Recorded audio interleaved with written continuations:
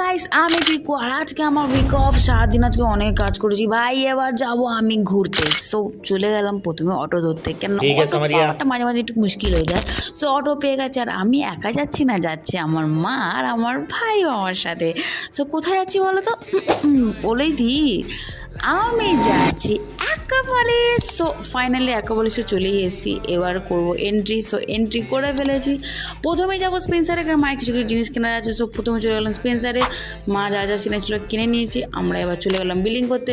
Billing করে বেরিয়ে পড়লাম। প্রথমে ভাবছিলাম ফুড কোর্টে যাবো, তবে কি মনে হলো কি অ্যাক্রোপলিসের বাইরেও একটা রেস্টুরেন্ট আছে হাওড়া ব্রিজ বলে, ওখানের খাবারও খুব টেস্টি হয়। সো ওখানে চলে গেলাম আজকে। গিয়ে প্রথমে গিয়ে অর্ডার করলাম কফি আর ফ্রাই। সো ওটা খাওয়ার পর চলে এলো আমাদের মোমো, গরম গরম মোমো। প্রথমে খেতে খেতে তো ছ্যাঁকা লাগছিলো, বাট নো ডাউট মোমোটা খুব টেস্টি ছিল। হয়ে গেছে, এবার যাব বাড়ির দিকে। বাট বাড়ি যাওয়ার সময় একটা ইন্টারেস্টিং পার্ট হয়েছে, সেটা যে অটোতে আমরা বাড়ি ফিরছিলাম, ওই অটোটাতে ওল্ড ইজ গোল্ড একটা লাইন আছে না, ওই লাইনটা ওখানে সুটেবল। প্রত্যেকটা ওল্ড গানগুলো সংগুলো চালাচ্ছিল।